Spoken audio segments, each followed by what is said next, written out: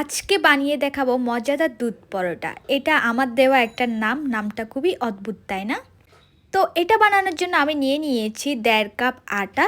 এখন এর উপর আমি অল্প অল্প করে দুধ মিক্স করতে করতে 2 কাপের মতো দুধ ইউজ করব।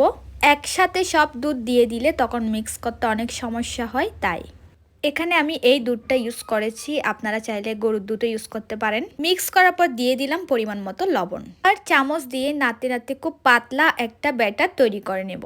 এরপর চুলার উপর আমি একটা প্যান বসিয়ে দিয়েছি, তার উপর দিয়ে দিয়েছি অল্প ঘি। এবার ঘি দিয়ে আমি পরোটাগুলোকে এপাশ ওপাশ করে ভেজে নেব। এখানে কিন্তু রুটি বেলার কোনো ধরনের ঝামেলা নেই।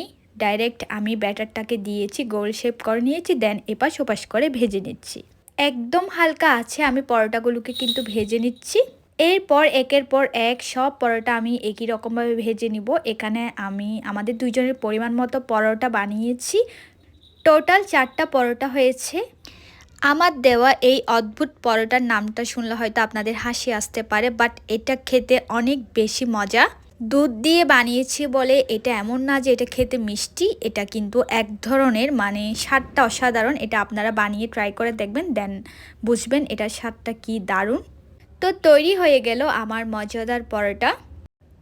এবার পরিবেশন করার পালা। আমি এখানে পরোটাগুলোকে মিষ্টি দিয়ে খাচ্ছি, বাট আমার হাজব্যান্ড খাবে চিকেন দিয়ে, কারণ আমি আজকে চিকেন রান্না করেছি, যেহেতু আজকে বছরের প্রথম দিন।